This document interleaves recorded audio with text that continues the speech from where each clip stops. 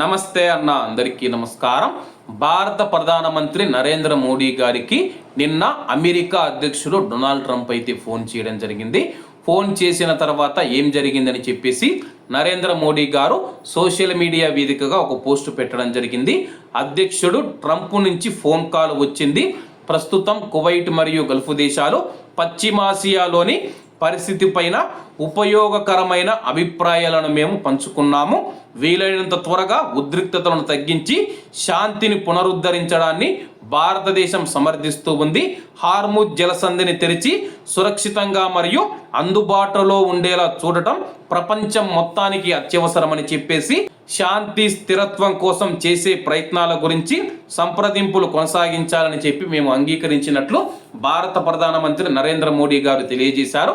ప్రస్తుతం మనం చూసుకుంటే ప్రపంచవ్యాప్తంగా ఉన్న దేశాలు హార్ముజ్ జలసంధి వాటికి చాలా అత్యవసరం అన్నమాట. హార్ముజ్ జలసంధిని అత్యవసరంగా ఓపెన్ చేయాలని చెప్పి భారత ప్రధానమంత్రి నరేంద్ర మోడీ గారు తెలియజేశారు. అలాగే ప్రస్తుతం జరుగుతూ ఉన్న పరిస్థితుల మీద అమెరికా అధ్యక్షుడు భారత ప్రధానమంత్రి నరేంద్ర మోడీ గారు ఇద్దరు చర్చించడం జరిగింది. భారతదేశం ఒకటే చెప్పిందనమాట, మేము శాంతి వైపు నిలుస్తూ ఉన్నాము, యుద్ధాన్ని వెంటనే ఆపివేసి అలాగే యొక్క శాంతి మార్గాలపైన చర్చలు కొనసాగించాలని చెప్పి.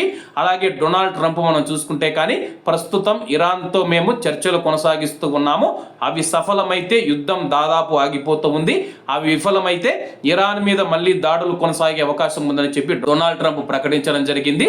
ఏది ఏమైనా సరే కానీ ఈ యొక్క యుద్ధ పరిస్థితి ఆగిపోవాలని చెప్పేసి ఈ యొక్క దేశాలలో మళ్ళీ శాంతి పునరుద్ధరించాలని చెప్పి భారతదేశం కోరుకుంటూ ఉంది.